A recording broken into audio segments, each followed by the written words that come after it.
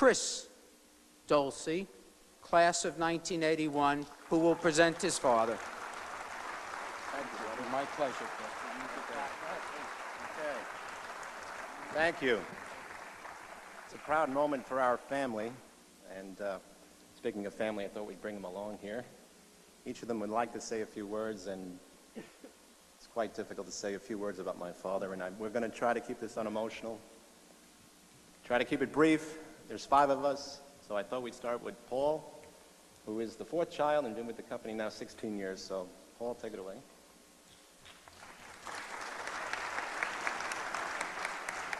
Thank you. Of the so many thousands of things we're proud of my father about, I thought I would talk about from a company standpoint, since I have worked for him with the company for 16 years.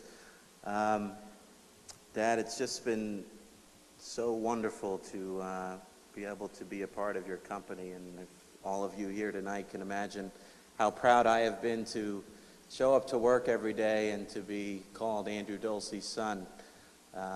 People that have worked with him for years, and I'll leave some of you out, but people like Joanne and Dan and Pat and David who are here tonight, it means so much to see you here tonight. People that have partnered with him through the years. Bill Boyer and John McGurk, our friends at AEW, Henry and Tom, who I saw tonight, our friends at Soros. It just means so much to see you here tonight.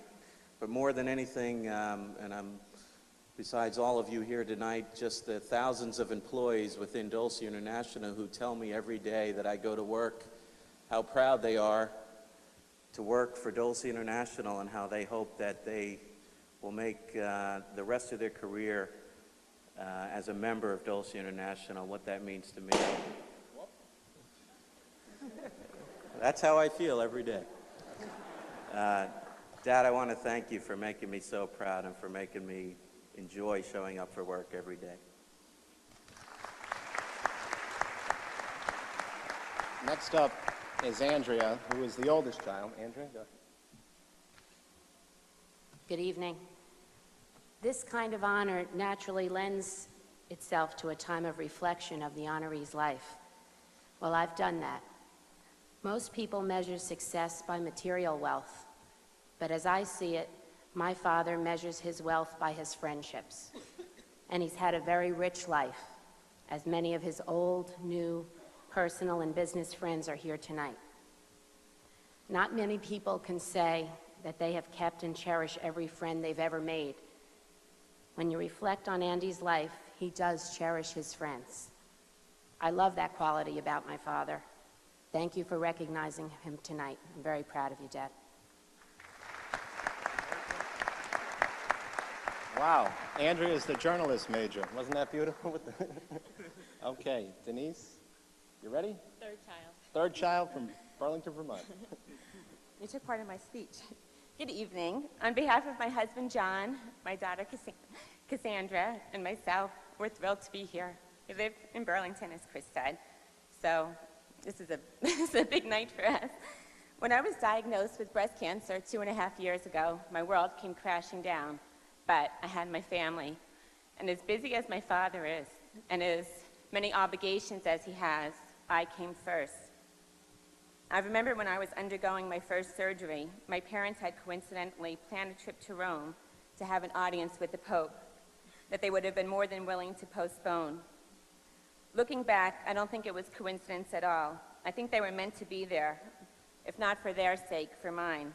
I mean, how many children have parents flying to Rome to have a special blessing from the Pope when they're going through a difficult time? I know my father is grateful for the Catholic education he received at Iona, and I know he gets a lot of his strength from his faith. I honor my father tonight for being the support person that he is, and for the strength that he's given me. Thank you, Dad, and congratulations.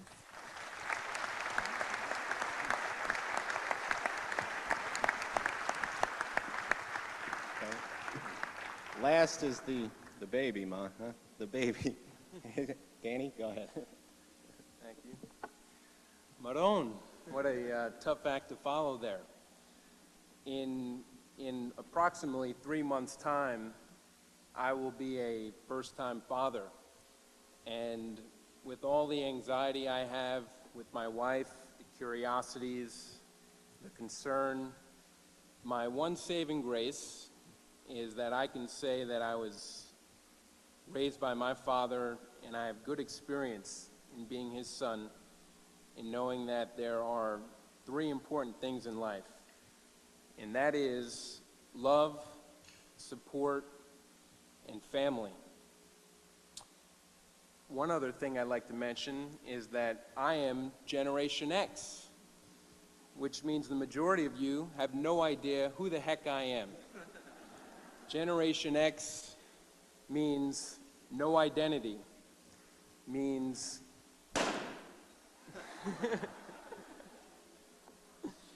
Generation X is the lost generation, or rather the forgotten generation, and I'm proud to say that in my case, that is not true. We love you.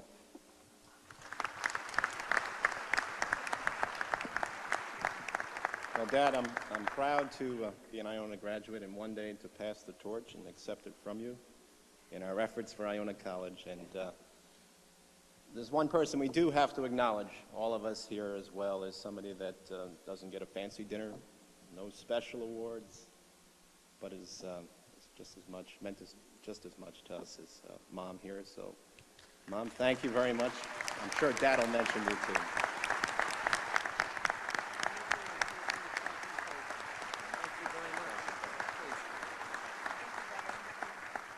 Okay, Andy, you've got to come up now.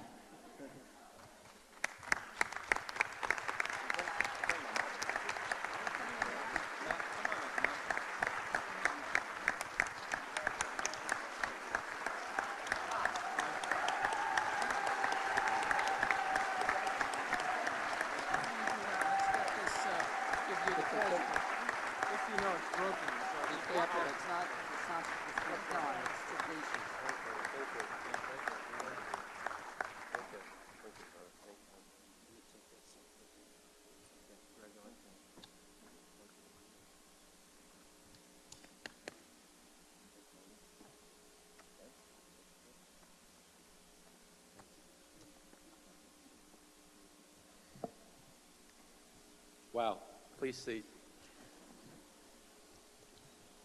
I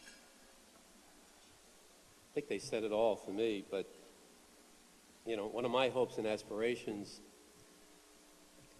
as a male was, above all, with all the awards and acclimates, was to be remembered as a great father. And I think as I hear the kids, I think I'm almost there. I think we're getting close.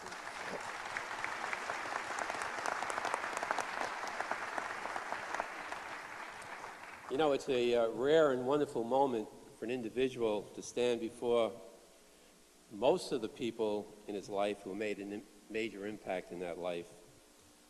All of you have been involved, all successful, involved in similar occasions where whether it's social or business or a wedding or perhaps a funeral,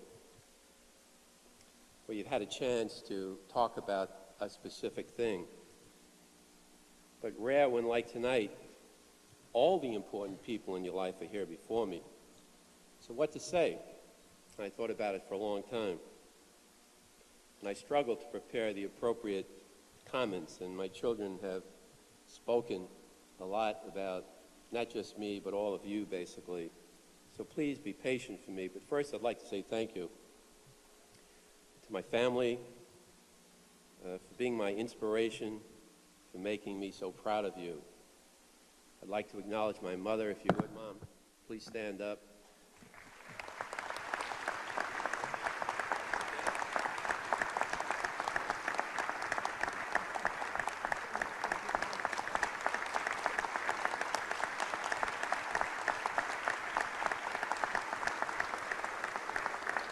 My mother, who made major sacrifices to make sure that I went to college, and my brother Lawrence, who's here, also went to college. Lawrence, thank you, too, for being here. Of course, my wife, Camille, my children, their spouses, and the lovely grandchildren that we have tonight. Thank you all for your support and inspiration.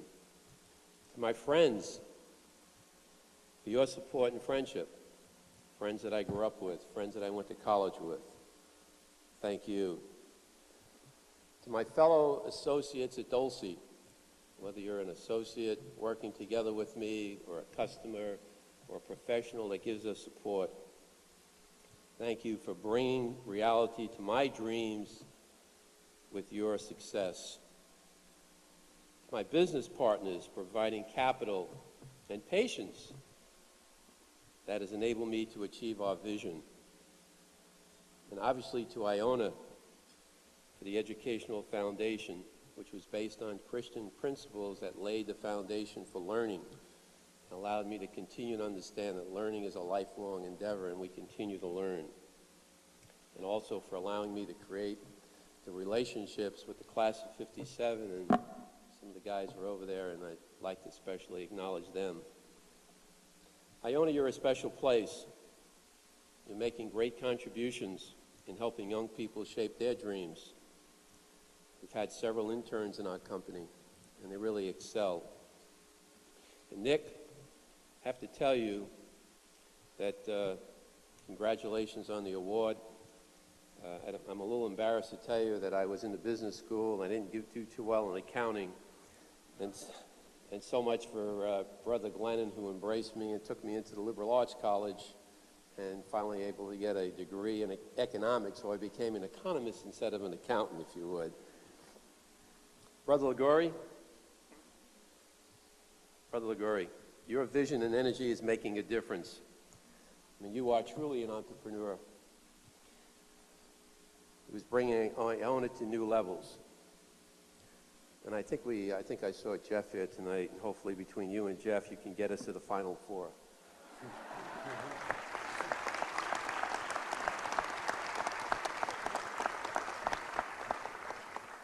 Jim, your vision will become a reality. I was going through some notes, and I found a poem that we have hanging in our office. It's "There Are No Heroes Anymore," written by a guy named Earl Fultz. And I'd like to just read a couple of stanzas which I think are very appropriate. Perhaps there are no heroes anymore because the times do not permit. Perhaps there's greatness not in large concerns but small, not in how one acts before the searching eye or in public view, but how one acts when no one sees or hears or knows or even cares. There are no heroes anymore. Yes, there are. Just look about. There are. Greatness is not a sole possession of the great. Potentials reside in each of us if we but tap the source, if we but recognize it in ourselves and in our peers. But greatness truly lies not in a single act of attitude, but in a total of one's existence, in how one lives one life. Greatness is not a goal and end, the reaching of a static state. It's how we make the journey, the sum of all we've done. Well, I would like to thank, because there are people in this audience and there's people out there, so many heroes who deserve this award more than I do. But I accept this honor on behalf of all the people that have had the courage to dream and have had the supporting cast like you all to help fulfill it. So thank you very much.